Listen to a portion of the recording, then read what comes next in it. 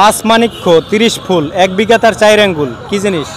আমি বুঝি নাই ভাই, আবার বলেন তো। পাঁচ মানিক্য 30 ফুল 1 বিঘা তার 4 আঙ্গুল কি জিনিস? শরীফ মেবি। আমি আপনার প্রশ্নটা বুঝি নাই। বুঝেন নাই?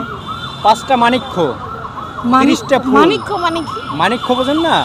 মানে আমরা বলি না হীরা, হীরা অনেক দামি জিনিস। আচ্ছা আচ্ছা এগুলো আগে বলতো মানিক্য।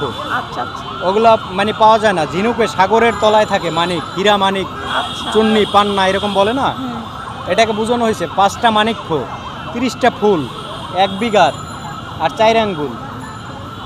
1 বিঘাত, এই যে বিঘাত, আর এই 4টা আঙ্গুল যতখানি চওড়া।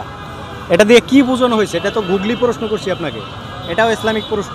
শরীফ মনে হয়। আপনি তো একটা বলছেন, বলতে হবে পাঁচটা মানিক্য, এটা দিয়ে কি বোঝানো হয়েছে? 30টা ফুল, এটা দিয়ে কি বোঝানো হয়েছে? আর 1 বিঘাত দিয়ে কি বোঝানো হয়েছে? 4 আঙ্গুল দিয়ে কি বোঝানো হয়েছে? ভাই আমি ধাঁধা টাইপের এগুলো পারি না। এটা পারতেছেন না? আচ্ছা বন্ধুরা, এটা উনি পারতেছেন না, আপনারা যদি পারেন কমেন্ট বক্সে লিখবেন। 5 মানিক্য মানে 5 ওয়াক্ত নামাজ, 30টা ফুল মানে 30টা রোজা, 1 বিঘাত মানে এই যে রোজা রাইখা মেসওয়াক করি না আমরা রোজা খোলার আগে, খাওয়া দাওয়া করে আবার খিলেন আছে না, দাঁত খিলেনি, এই 5 মানিক্য 30 ফুল 1 বিঘা তার 4 আঙ্গুল মানে এই 4টে জিনিস।